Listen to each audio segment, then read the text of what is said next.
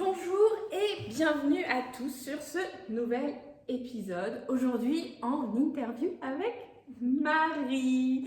On va parler légitimité, syndrome de l'imposteur, se sentir et être à sa place en fait, avoir confiance en soi aussi, hein, une bonne part de confiance en soi.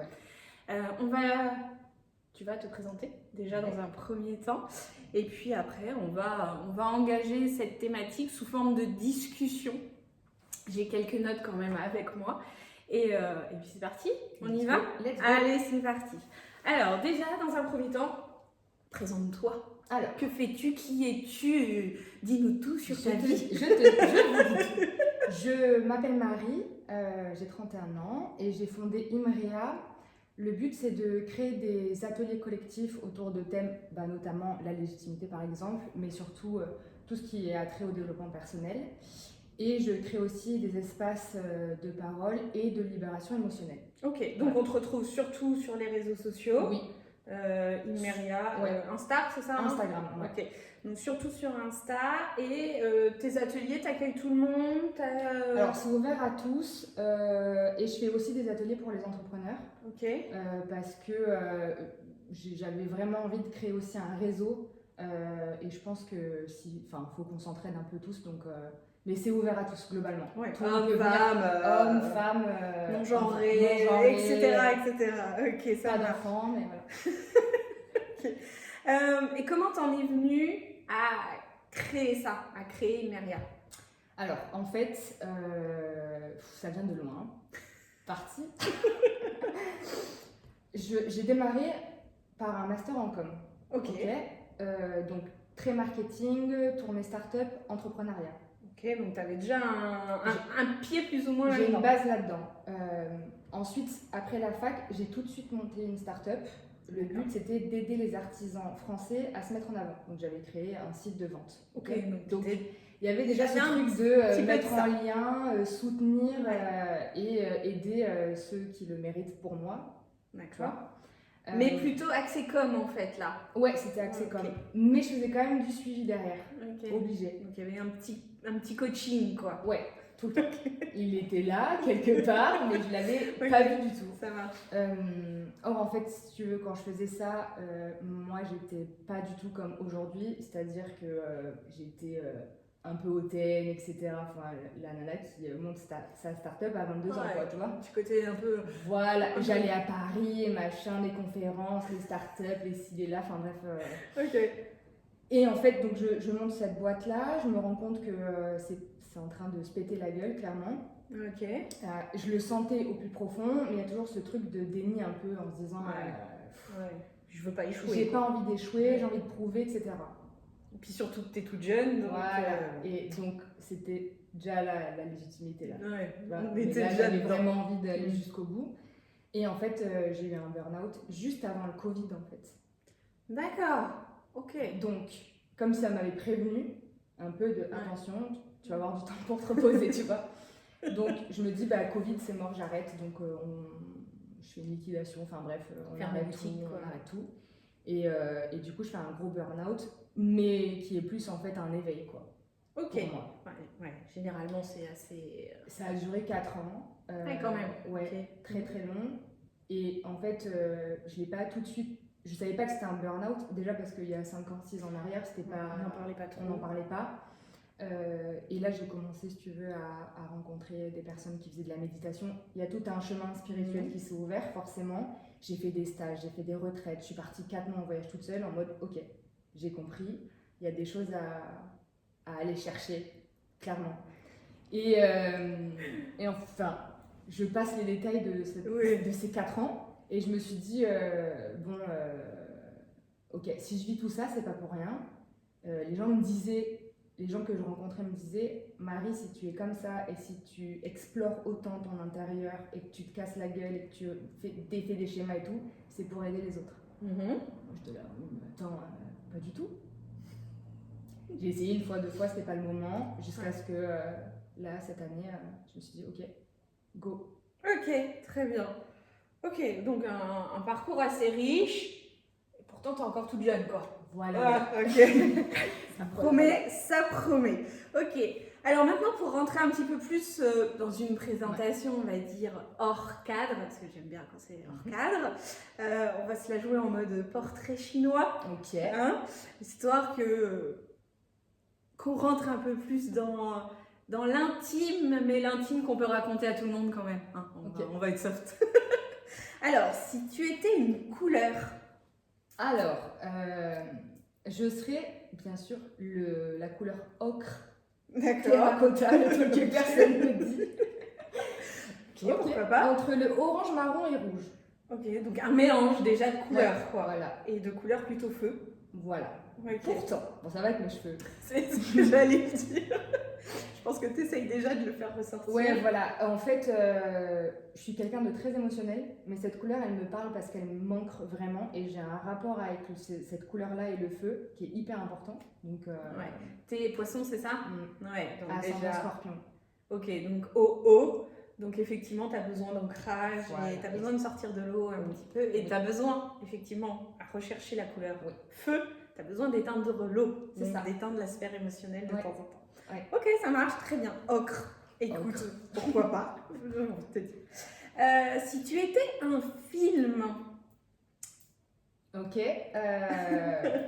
Parce qu'on est en train de tout regarder. Harry Potter. Pour la magie, l'ouverture, ce rêve de gosse, une école de sorciers. Trop bien. Mais vas-y, moi je signe direct demain, direct. Sans problème. Ok, pour l'imaginaire, la fantaisie, le fantastique. Ok, ça marche. Harry Potter, je kiffe aussi, il n'y a pas de souci. Si tu étais une saison. Une saison. Je dirais le printemps. Ok. Pour la sortie de l'hiver, de l'exploration intérieure. Un petit peu, mais pas trop. Ce petit renouveau frais, on va dehors et on peut mettre de nouvelles choses en place. D'accord, oui, donc là vraiment le côté où ça pousse, quoi, ça grandit. Et les fleurs et ces odeurs-là. Et tout prend vie, quoi. Ah ouais, ok. Et là, pour le coup, tu choisis pas l'été, toi qui voudrais du feu. Je déteste l'été. Non, il fait trop chaud. J'aime le feu, mais je vais de loin, tu vois. Un petit peu de feu, mais pas trop. Voilà. Ok, donc le printemps, c'est mieux. L'entre-deux, c'est bien. C'est ça. Ok. Si tu avais un super pouvoir. Je crois que je volerais. Ah ouais? Ouais. Pourquoi? Pour se déplacer, alors pas plus rapidement, mais en tout cas pour prendre du recul, tu sais, et être au-dessus là, comme ça. Comme un oiseau, cette liberté aussi là. Ouais. Sentiment de liberté, d'indépendance, de je fais ce que je veux quand je veux. Et en même temps, je vois tout ce qui se passe en hauteur, quoi. Ok, très bien. Ok, super. Merci parce que c'est pas un exercice facile. Non, je sais. J'ai un petit peu galéré, mais ça va. Ok, alors maintenant, on va rentrer un peu plus dans la légitimité. Et on va aller un peu définir ce que c'est pour toi la légitimité, parce que je vous avoue que pour cet épisode, j'ai cherché une définition de la légitimité. Et en fait, c'est une notion qui est quand même très très vague. Parce qu'on entend légitime par enfant légitime. Je suis même tombée sur une définition du DICO qui parlait de l'hérédité des princes. Je me suis dit, ah oui, on va loin quand même. On a quand même cette notion-là. Donc, qu'est-ce que pour toi la légitimité? Comment tu le définis dans ton parcours perso, pro, spirituel? Ok. La légitimité, je pense que c'est se sentir à la hauteur, avoir le droit et mériter. Alors, j'aime pas trop ce mot mériter, mais c'est plus clair quand même. Et c'est tout ce combat qu'on va avoir avec ça. Se sentir à sa place. Est-ce que j'ai le droit de dire ça? Est-ce que j'ai assez de connaissances? Est-ce que je mérite l'amour?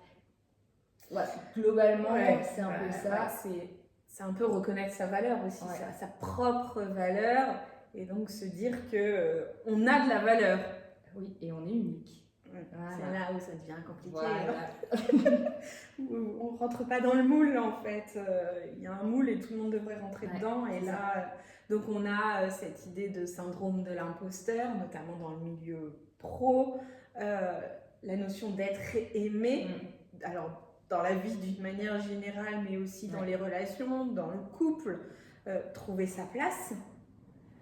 Ça, c'est un vaste sujet. C'est un très gros sujet. Ok. Et donc toi, tu en as parlé un tout petit peu au début, mais as-tu déjà douté de ta légitimité? Doutes-tu encore parfois? Est-ce que c'est quelque chose qu'on peut acquérir en claquant des doigts? Mais si c'est le cas, tu me le dis. Je prends tout de suite. Comment tu vis ça au quotidien? Ok. Moi, je l'ai eu justement quand j'ai pris un autre chemin que celui tout tracé du master, etc.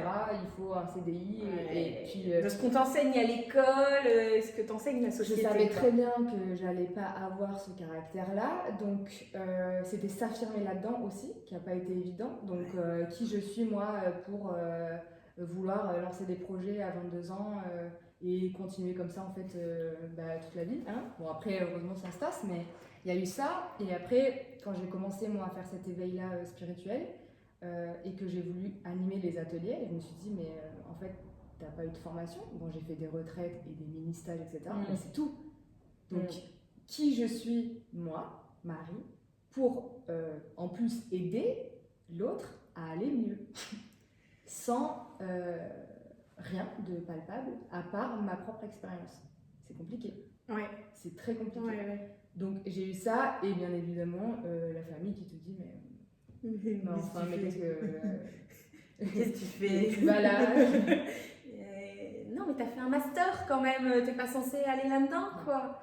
Donc il y a eu ça surtout. Ouais. Et je pense que petite quand j'ai commencé à comprendre, c'était vers 12 ans que j'étais un petit peu dans ma bulle, etc.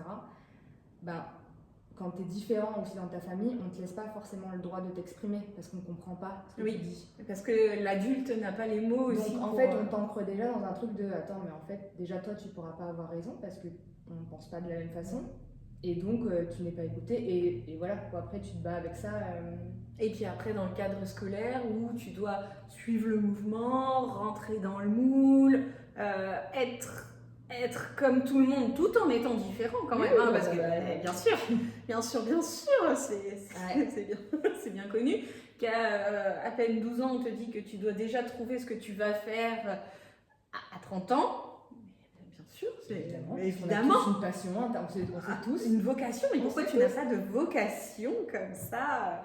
Oui, je partage et je comprends très bien ce sentiment de...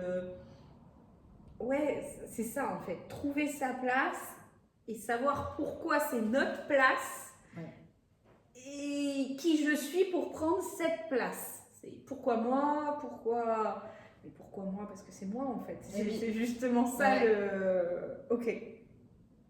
Et donc tu as parlé d'éveil spirituel, ce qui t'a aidé quand même à surmonter ce sentiment, même si j'imagine qu'il est toujours un petit peu sous-jacent. Il est là. Hein. Il est là quelque part. De temps en temps, il revient. Je ne le calcule pas, mais il est là, tu vois. Ok. Et donc tu penses, toi, que la spiritualité, l'éveil spirituel, les croyances, quelles qu'elles soient, bien sûr, t'ont aidé à passer, pas passer outre, parce que on a compris qu'il était encore quelque part par là, mais en tout cas à grandir, à évoluer, à avancer en... Le truc qui m'a vraiment aidé, c'est de me connecter au cœur, je pense. Vraiment de ce truc de me dire, il y a des choses qui m'animent profondément. Ok.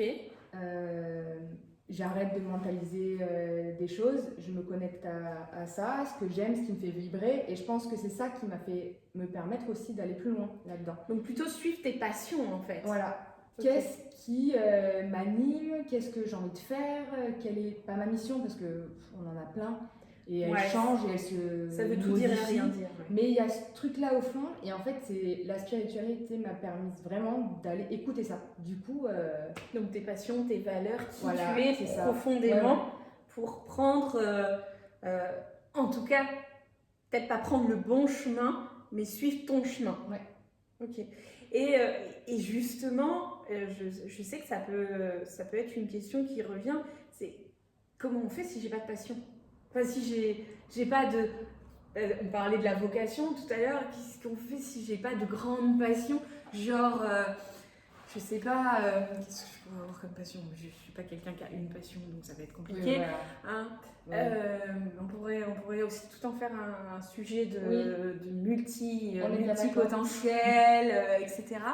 Mais voilà, comment je définis peut-être, c'est peut-être ça l'idée, comment je définis ce qui me passionne? En fait, il y a ce gros problème de il faut qu'on ait une passion.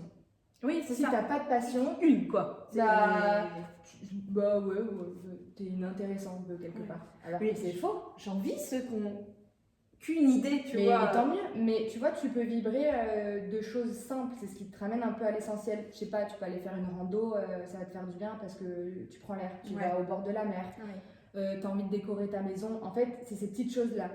Oui, il n'y a pas besoin que ce soit un truc Non. exceptionnel. C'est vraiment quoi. juste se ramener à l'essentiel. Qu'est-ce que j'aime faire au quotidien? Est-ce que j'aime rencontrer des gens? Et tu vois, et c'est ça qui va faire et qui va structurer aussi ton chemin. Quoi. Ouais.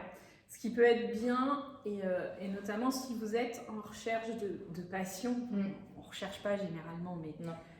c'est déjà regarder l'environnement dans lequel on vit. Il y a souvent des signes qui ramènent à certaines passions, etc. Si je prends mon exemple et ce que vous voyez, beaucoup de livres chez moi. J'adore lire, j'adore apprendre, j'adore, etc. Ce qui n'est pas forcément ton cas. Tu me disais hors tout à l'heure que la lecture, c'était pas forcément ton truc. Peut-être que tu es plus voyage, découverte du monde d'une autre manière. Voilà, déjà ça, votre intérieur. Ah bah, dis tout. Voilà. Ah oui, mais ça, c'est sûr. C'est assez impressionnant d'ailleurs l'importance du lieu de vie par rapport à qui on est et vice versa. Bon bref, après je vais m'égarer. On va revenir sur la légitimité, le syndrome de l'imposteur. Donc trouver, pour toi c'était vraiment ça, trouver et faire ce qui te passionnait vraiment, ce qui t'animait profondément, ce qui te faisait vibrer. Ouais. En gros c'est je fais plus ce qui me fait chier quoi. Non. Bah, j'évite. Après, des fois, j'ai pas le choix. Parce que ça fait partie de la vie, mais non. Enfin, franchement. L'idée, c'était de revenir à ce que. Et de toute façon, j'ai pas eu le choix, quoi. Ça m'a amené à revenir à ça, à comprendre. Et après, quand tu disais on a plusieurs passions, c'est ça qui est un peu compliqué aussi, d'essayer de mettre en place et de se structurer là-dedans, quoi. Mais bon, tu as les capacités pour. Généralement, c'est que tu as les capacités pour, de toute manière. Ouais. Ok, donc justement, ça t'a amené à ça. Donc, comme quoi, magnifique transition avec ma question d'après, comme quoi l'expérience joue. T'as vu ça? Franchement, magnifique transition, comme quoi l'expérience joue sur le sentiment de légitimité. Oui. Donc, normalement, plus on vieillit. Ouais, et encore. Mais en tout cas, après, tu peux avoir beaucoup d'expérience tout en étant relativement jeune. Hein. Tu peux avoir aussi, ce qu'on dit, vécu plusieurs vies en une seule, ou avoir cette capacité aussi d'aller creuser sur tes autres vies. C'est encore un autre sujet. Mais voilà, donc pour toi, l'expérience, c'est vraiment ce qui fait évoluer. Et puis il y a deux types d'expériences. Il y a l'expérience personnelle, tu vois, où tu vas explorer ce que tu as vécu et qui va te servir en fait à. Et il y a l'expérience par le faire. Ok. Tu sais, quand il y en a qui ne travaillent pas spécialement sur eux ou qui n'ont pas ce truc-là, donc ils vont aller apprendre, tu sais, par exemple la reconversion. Oui. Là, tu n'as pas d'expérience. Non. Donc forcément, ton syndrome de l'imposteur, il est direct là. Ah oui, parce que tu te donc pourquoi tu es obligé d'aller faire pour acquérir. Et pour dépasser ce syndrome-là. Et c'est sûr qu'il y sera. Mais c'est normal en fait ça par contre. Ouais, c'est revenir aussi au fait que le syndrome de l'imposteur, il est important parce qu'il sécurise et te permet aussi de construire peu à peu ton évolution dans les nouvelles choses que tu as envie de mettre en place, quoi. Oui, après, la problématique, c'est, ok, là, le syndrome de l'imposteur, il est cohérent, il est logique parce que tout est nouveau, mais c'est quand tu commences à avoir de l'expérience dans un domaine, mais qu'au final, ce syndrome de l'imposteur, il persiste. Oui, mais là, c'est pas normal. Venez me voir. Ouais, voilà. Ouais, mais alors ça, c'est lié à quoi?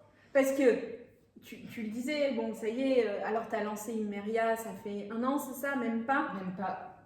Ok, donc bon, on peut imaginer que tu as encore un petit peu des fois dans ce syndrome de l'imposteur, même si tu as au final du bagage derrière. Ouais.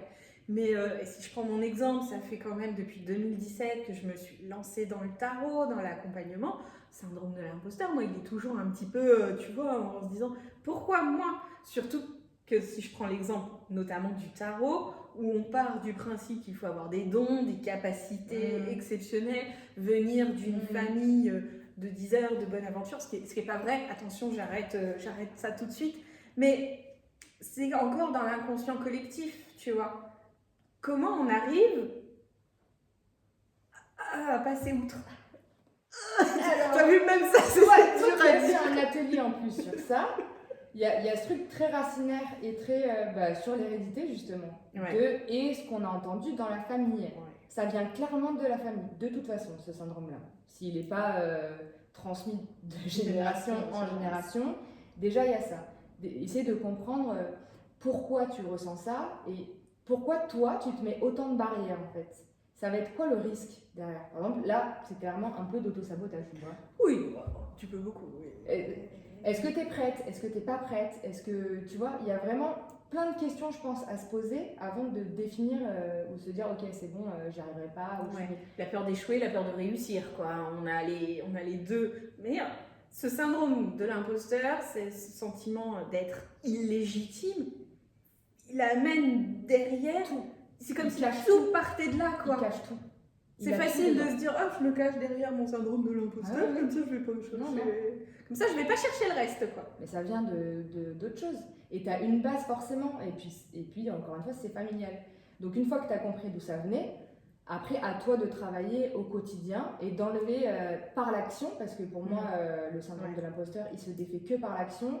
Tu auras beau introspecter, méditer, etc. Ça ne servira à rien tant que tu n'auras pas franchi ces étapes-là de j'ai peur de l'échec, je vais essayer et on verra. Et puis en fait, tu défais petit pas par petit pas. Oui, c'est hyper important de faire ça vraiment pas à pas, quoi. Donc pas de bagage magique. Ah non, ça n'existe pas.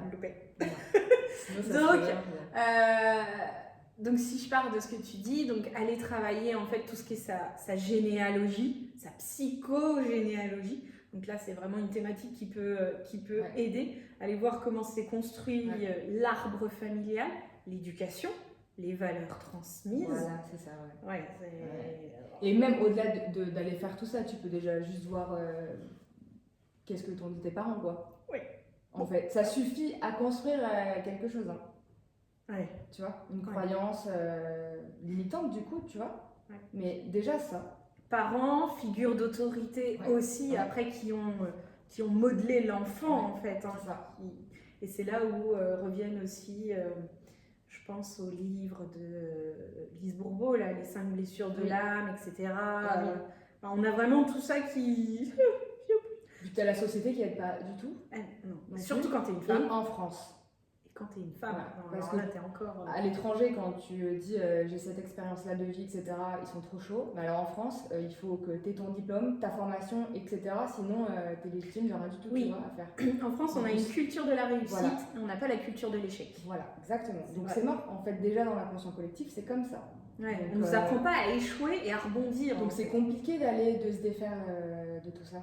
Ok, bon, on a encore il y a du taf. Il y a un petit peu de boulot, donc en fait on vient te voir, hein. Oui. Et tu vas aider à dénouer tout ça. À dénouer, libérer et oser avancer, quoi. Ouais. Donc l'idée c'est vraiment quand même de passer à l'action. Un truc qui te fait peur, s'il n'y a pas de vrai danger, hein, en tout cas. Non, oui.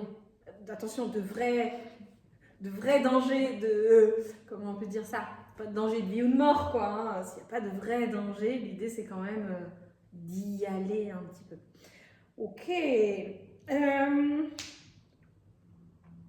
Bon, je pense qu'on en a déjà parlé. Penses-tu que la légitimité est quelque chose que l'on acquiert ou que l'on ressent dès le départ? Bon, effectivement. Ouais, après, il y en a sur certains points où tu l'as pas forcément, ce syndrome-là, tu vois.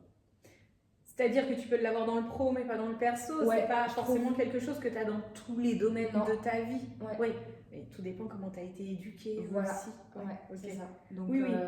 mais ça se défait. Et de toute façon, encore une fois, avec l'expérience, normalement, on est censé voir qu'on mérite et que en Oui. fait, tout se passe bien et que ça va le faire, quoi. C'est sortir aussi de cette zone de ce confort qu'on s'est construit en se disant qu'elle est confortable, mais peut-être pas si confortable que ça Non. tout le temps. Quoi. Ouais, c'est ça. C'est passer de la zone de confort à la zone de génie, c'est ça? Eh ben, il y a du boulot. Il y a du boulot, il y a du boulot. Et donc, alors, on disait que ce sentiment de légitimité, ce syndrome de l'imposteur, il disparaît pas en claquant des doigts. Il est toujours un petit peu allé en surface. Comment tu fais justement quand il revient de temps en temps se présenter à toi? Coucou, je suis là. Ah bah, en général, il vient pas pour rien. Ni sur. Enfin, tu vois, il vient sur un nouveau projet ou un truc que t'as toujours pas réglé. Tu vois en fait. C'est la merde. Oh là là là là. Il vient juste te remettre, tu sais, au centre en disant ah ok ça, bah tu l'as toujours pas réglé, ça va toujours pas, ou alors ça t'es toujours pas prête. Ok, mais si t'es pas prête, est-ce qu'il faut le régler maintenant ou est-ce que t'attends d'être prête? Non, tu vois, c'est pour ça qu'il faut faire attention. C'est en fait pour moi la légitimité et le syndrome et tout ce qu'on peut ressentir avec, c'est très très fin. Entre ok là je me sens pas légitime ou bah en fait je suis pas prête. La nuance, elle est limite entre les deux. Elle est très limite, mais tu le sens. Est-ce que je suis pas prête parce que j'ai peur? Donc, Ouais, si j'ai peur, là c'est bon.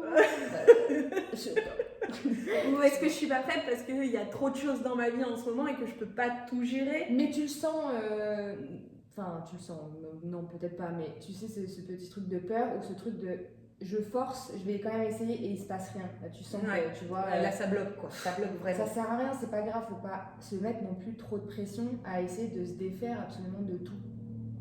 Tu vois? Mais aussi prendre le temps là-dedans. Ça, c'est intéressant. Ouais. Pas se mettre trop de pression à Ah non. essayer de tout défaire. C'est pire. C'est de dire qu'à un moment je vais atteindre la perfection et que j'aurai plus du tout de problème. Mais non. Et déjà, c'est pas possible. Ça s'appelle un déni. C'est pas possible puisque l'âme s'incarne pour vivre des expériences et qu'elle se réincarnera pour vivre d'autres expériences et ainsi de suite. Donc il n'y a pas de recherche de la perfection en fait. Déjà une perfection pour qui, pourquoi, comment, Ouais. ça n'existe pas. Mais c'est-à-dire que c'est ok, à quel moment, et donc toi, est-ce que tu as un exemple, à quel moment où tu as essayé de faire quelque chose, tu t'es dit ok, syndrome de l'imposteur, je suis pas prête, comment ça se passe, qu'est-ce que je fais, comment je sais que ça bloque vraiment et que c'est pas le moment pour moi. Ouais. Bah, avant Imria, donc là il y a en début d'année, j'ai essayé plusieurs fois de lancer des choses. Ok. Bah, ça, tu vois. Ouais. Mais en fait, je savais pas trop comment et ce que je voulais vraiment faire exactement. T'avais pas une vision assez claire des choses? Et toujours pas d'ailleurs. Tu vois, ça se fait vraiment au feeling, j'apprends, je vois ce qui se passe, je teste et en fait je vois ce qui résonne ou pas encore une fois. Et en fait, quand j'ai voulu lancer ça, mon alarme c'était quand je disais aux gens, par exemple je disais, je suis en train de lancer je vais devenir coach, je vais aider les gens à aller mieux. Et en fait, je sentais dans ma voix que je mentais. Tu sais, j'avais ce truc de ouais, c'est pas du tout aligné. Ça là. sonne pas. Et là, je me suis dit, ah ouais, ok. Ça, c'était mes warnings, par exemple, de t'es pas prête du tout là. Et tu sais, j'arrivais pas à mettre les choses en place, c'était pas du tout fluide. Enfin, et là, je me suis dit, bon, bah, c'est pas grave. Alors, j'avais beaucoup d'impatience, parce que je trouvais ça long. Mais et finalement, heureusement, tu vois, avec le recul, heureusement. Parce que ça aurait été. Mais ça aurait pas marché de toute manière. Et puis, ça t'aurait demandé beaucoup d'énergie pour très peu de résultats. Et tu le sais, quand j'ai lancé Imria, j'étais pas forcément prête, mais j'étais prête à essayer. Tu vois? Ouais. J'avais cet élan de dire, bon, allez, j'y vais. Et on verra. Et en fait, j'ai construit en plus au fur et à mesure.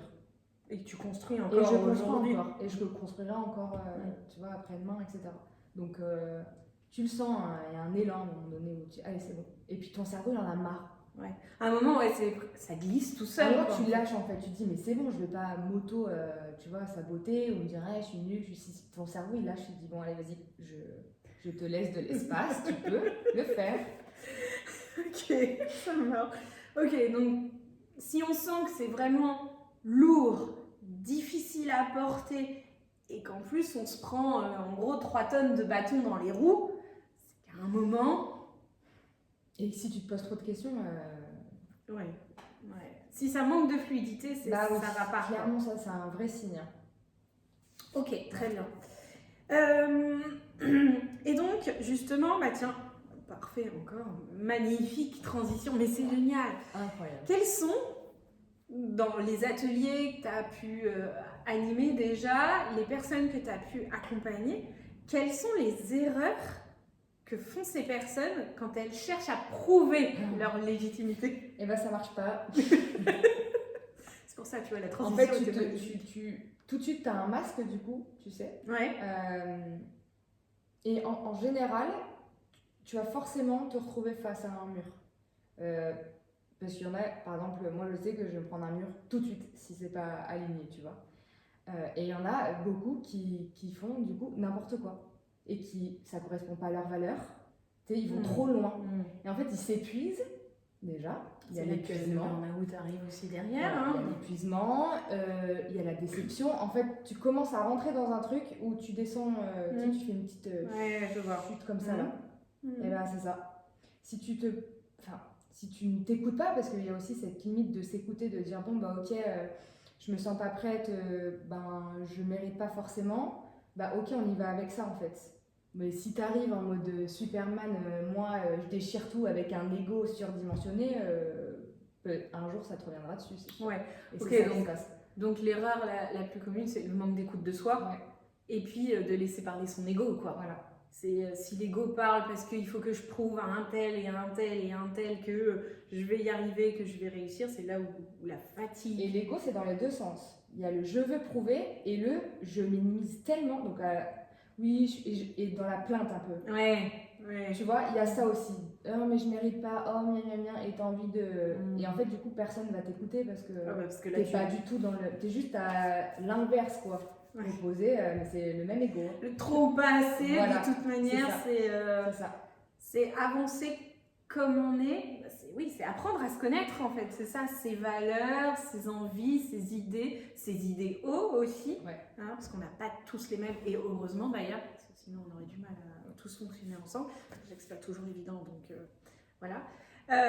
Ok, donc les erreurs les plus communes, c'est ça, le manque d'écoute, peut-être le manque d'introspection aussi, les gens qui oublient c'est sûr. D'apprendre à se connaître, parce que c'est vrai qu'on ne nous l'enseigne pas. Ça et le test, quoi. On nous apprend pas à tester et à expérimenter. Ouais. Pas du tout. Parce qu'il faut que ce soit, encore une fois, la recherche de la perfection. Réussi, tout parfait, pas brouillon ici. Mais si justement c'est dans ton brouillon que tu fais des beaux écrits. C'est vrai. Ouais. T'es obligé du coup de tester. Oui, si tu testes pas, de toute manière, tu peux pas savoir, tu peux pas réajuster, tu peux pas. Ouais, effectivement. Donc le manque de test. Ok, donc tester, se connaître, savoir ce qui est important pour soi et voir quand l'ego parle. Ouais, c'est juste un petit retour à soi, être un peu plus attentif, je pense. C'est hyper important. Donc ça va être aussi à l'écoute de ses émotions. Qu'est-ce qui me met en colère, qu'est-ce qui me rend triste, qu'est-ce qui me rend joyeux, tout ça. On revient sur les notions de base, des émotions de base en plus. Pareil, on ne nous apprend pas, notamment à l'école, alors si, un petit peu maintenant en maternelle, les petites émotions, les 5 premières, mais pas, on rentre pas après dans le détail. Bah, ok, si je suis en colère, ça veut dire quoi? Si je suis en colère, ça veut dire que ça m'a blessée, qu'il y a une valeur qui est certainement pas acquise, pas comprise, pas satisfaite. Si je suis heureux, très bien, je continue dans cette voie. C'est pour ça qu'il y en a beaucoup aussi qui cherchent les plaisirs immédiats. Et on est dans mais bon, c'est pas la paix recherchée. Non, mais on est dans une société de plaisir immédiat. Ouais, donc c'est pour ça que ça peut être frustrant, quoi. C'est ça. Ouais. Et notamment pour les ados, pour les nouvelles générations, ça devient aussi très compliqué. Ah oui. Ok. Alors, est-ce que tu aurais à nous partager une expérience où tu as vraiment ressenti que ta légitimité était reconnue ou au contraire, complètement remise en question? Ou si tu as les deux, c'est encore mieux. Dernièrement, je parle d'Imrea parce que c'est vraiment ce qui est en train de... Ouais, c'est ton cœur de de cœur là en ce moment. Je crois que c'est le retour qu'on me fait. Parce que quand je donne un atelier ou que j'accompagne quelqu'un ou que je crée un programme, etc., je le fais avec le cœur. Ok, je sais pas si ça va être parfait, je sais pas si ça va plaire, enfin bref. La légitimité, je l'ai pas forcément là-dessus. Tu vois, maintenant. Donc ça, c'est cool. Et du coup, quand on me fait des retours sur j'ai fait ça grâce à toi, ou ça m'a posé une graine, et quand je vois le changement physique même, des fois, là je me dis ok, c'est bon. Ok. Ouais, mais alors là, tu es encore sur une légitimité qui vient d'autrui. Ouais, mais en fait, comme je le fais pour autrui, moi, je peux pas me satisfaire de... Enfin, j'apporte tellement de moi que, en fait, j'attends rien, mais quand j'ai des retours, je me dis, ah ouais, ok, en fait. Je peux pas attendre de quelque chose quand je le fais avec le cœur. Et imaginons que tu fasses dans ces cas-là, mais que tu n'as pas de retour ou que tu n'as pas des retours à la hauteur de ce que tu espérais. Est-ce que ça t'impacte aussi toujours autant? Non. Maintenant, en fait, à la base, je ne cherchais même pas les retours en plus. D'accord. Moi, je me disais, ok, je fais, je vois, moi je me sens à l'aise. Tu te sens satisfaite? J'ai partagé ce que j'avais envie de partager et j'ai transmis ce que j'avais envie de transmettre, ok? Donc, moi, je suis contente à ce moment-là parce que j'avais envie que mon atelier soit rempli ou qu'il y ait au moins 2-3 verres pour qu'il y ait un échange. Et que ça se passe bien et qu'il y ait des petites larmes. C'était mon but premier. Si les gens pleurent, je suis contente. C'est juste de la libération. Je me dis, ok, j'ai gagné 2-3 larmes, j'ai gagné 2-3 libérations. Ouais. Pour moi, ça veut dire qu'il y a eu un vrai travail émotionnel. Ça, je me dis, ok, ça c'est trop cool. Donc après, forcément, plus j'en fais, et donc on va revenir sur l'expérience, plus j'en fais, plus je me construis, plus je me renforce aussi dans mon savoir.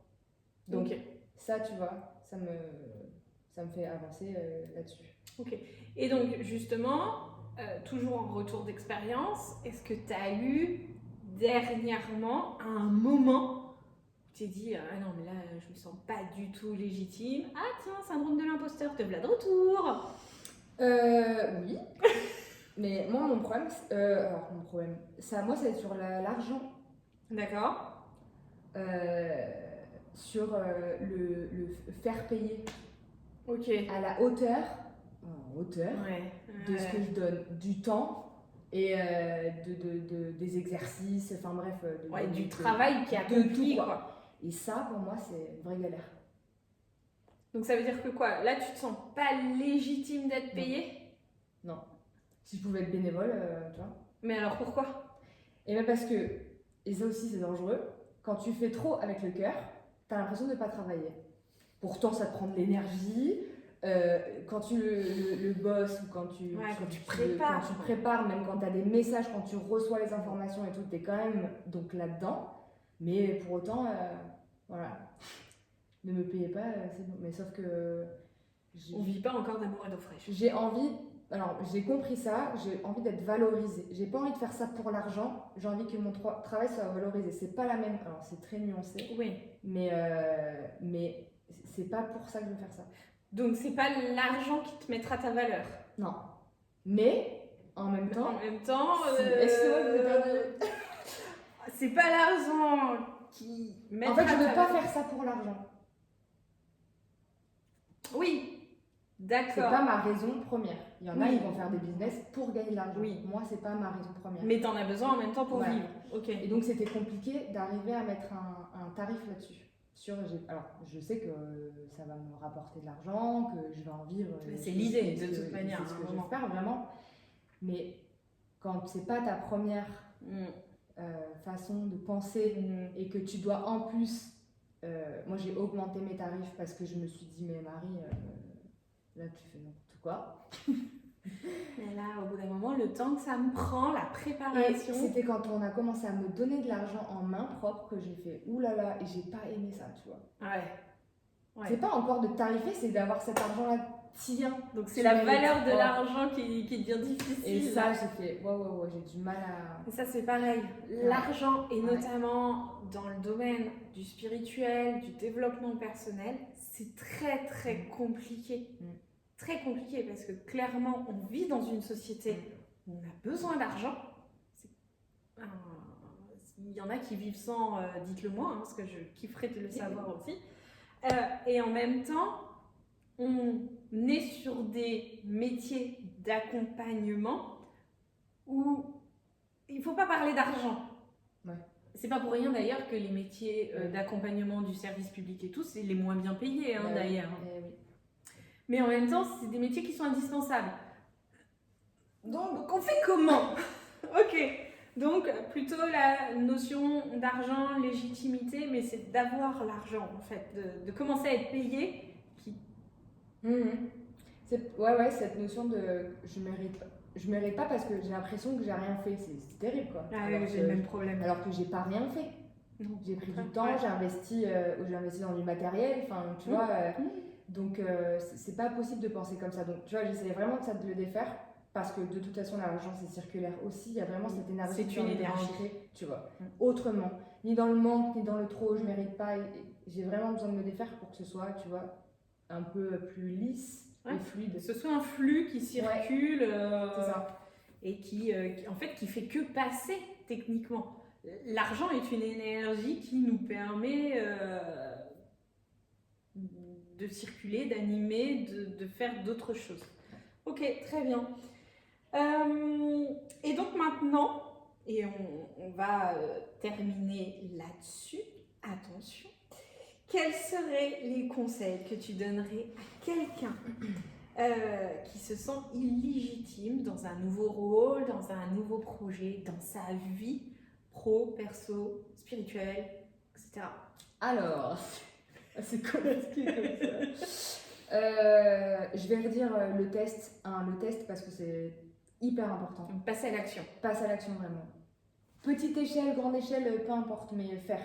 Ok, mais alors imagine, tu manques de légitimité dans le être aimé. Comment tu fais pour passer à l'action là-dessus? Eh ben, quand tu rencontres quelqu'un ou que tu n'oses pas aller vers quelqu'un parce que tu crois que cette personne, elle va pas, enfin, tu vas pas lui plaire, etc. Bah, tu vas lui parler. Quand même, t'essayes. Petites actions. Premier Ou sourire. un eye contact ou un truc. Je dis juste enclencher un tout petit truc pour essayer de se dire et être fier de soi, je pense, tu vois. Je l'ai ok, fait. j'ai quand même dépassé un petit peu. J'ai pas dit je suis en couple et ça y est. Voilà. Mais tu vois, c'est juste le dépasser un petit peu déjà. Okay. Ça. Le test, donc ensuite, ça serait quoi? D'aller chercher, comme on a dit tout à l'heure, un petit peu les raisons. D'où ça vient? Bah ouais, parce que c'est la base de tout. Et essayer de travailler autour de ça aussi en parallèle, tu vois. Il y a se foutre la paix. Non, je te jure. Ok. J'y arriverai pas. Oh, mais moi, quand c'est hyper dur d'entendre ça, tu vois. Moi, quand je les ai en atelier, je suis là, mais c'est pas possible, quoi. Tu sais, j'ai envie de...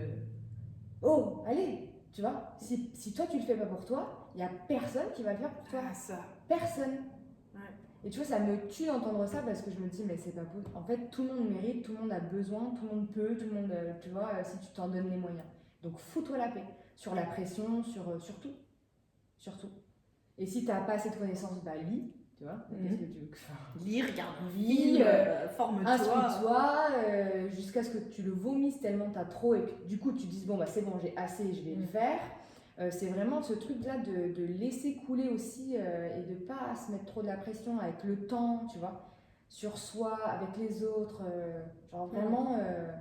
Ouais, puis on en parlait tout à l'heure hors vidéo et on en a parlé à notre soirée entrepreneur où on se retrouve, où c'est pas parce que c'est facile pour toi que tu l'as acquis en autodidacte et tout ça que ça n'a pas de valeur en fait. Ouais, c'est ça. Ça, je l'ai bien compris. Oui. Hein, non, mais tu fais bien de le dire parce qu'il y a ce truc-là aussi, il y a des personnes qui se forment et qui ont besoin en plus d'une structure, d'être guidées, d'apprendre par quelqu'un, voilà.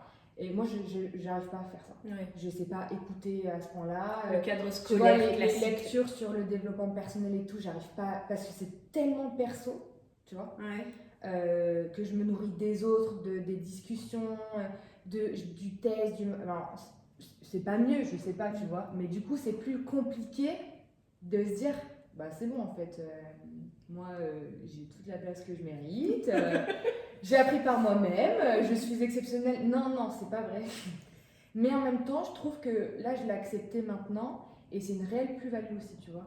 Les deux sont des plus-values. Tu as la vraie structure avec une vraie connaissance et tu as la partie un peu autodidacte où tu vas chercher des sources d'infos autres. Et en fait, c'est encore plus. Mais les deux se valent en fait. Vois, mais tout dépend de qui tu es. Voilà, c'est tout. Parce qu'il y en a qui vont effectivement préférer bah oui, le cadre dit scolaire parce qu'ils ont besoin d'être guidés, structurés. Ouais. Ils ont besoin de ce cadre. Et d'autres qui au contraire vont être beaucoup plus partout, acquérir de l'expérience par la pratique de manière différente. Et ça se vaut en fait. Enfin, pour moi, c'est pareil. Oui. C'est juste que l'autodidacte, il va avoir tendance à se dire, mais je suis pas passée par... je vais faire dans mon coin. Et puis voilà. Alors que bah, on est autodidacte toutes les deux. Mais je trouve que ça met plus de temps du coup par contre avant de vraiment l'accepter quoi.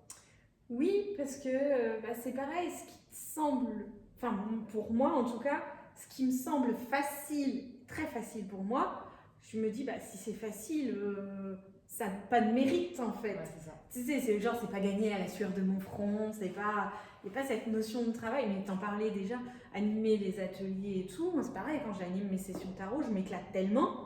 Pas l'impression de travailler en fait. Et en plus ça me grandit. Oui, en plus ça m'apporte quelque chose. Tu vois, moi je gagne aussi. Non, mais c'est incroyable, tu vois. Ouais. En même temps, tant mieux du coup. Oui, parce que ça veut dire qu'on fait ce qu'on aime, tu vois.